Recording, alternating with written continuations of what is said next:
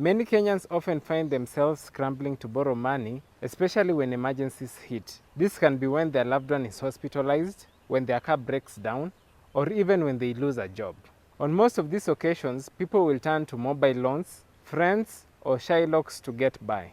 The result will be high interest rates, stress, and a cycle of financial instability. And there is a smarter way to stay prepared, and that is to build your emergency fund using the 369 rule. This simple yet powerful rule helps you determine how much you need to save to protect you in case of financial shocks.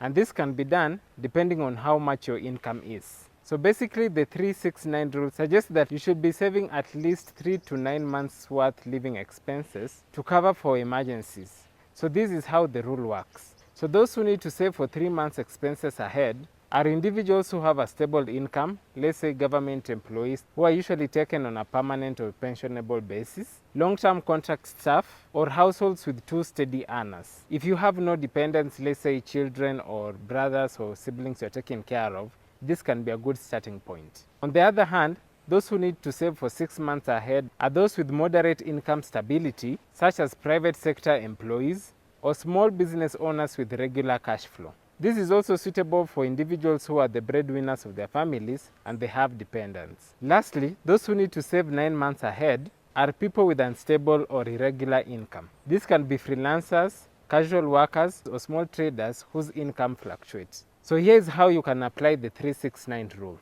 First, you need to calculate your bare minimum monthly expenses, and this can include things like rent, transport, utilities, and loan repayments. In this case, we will use an example whose monthly expenses come to 55,000 shillings. Secondly, you need to apply the 369 rule. Depending on your income stability, multiply your monthly expenses by 3, 6, or 9 months. So for instance, those with a stable income will multiply the 55,000 shillings by 3, and that will give them 165,000 shillings. Those with moderate income will multiply the 55,000 shillings by 6, getting them to 330,000 shillings. Lastly, those with an unstable income will multiply the 55,000 shillings by 9, and that will give them 495,000 shillings. So the third step will be to build the fund gradually. So you don't have to hit your target overnight. The key is consistency. So let's say if your goal is to get to 330,000 shillings, you can start by saving small amounts like 10,000 shillings per month.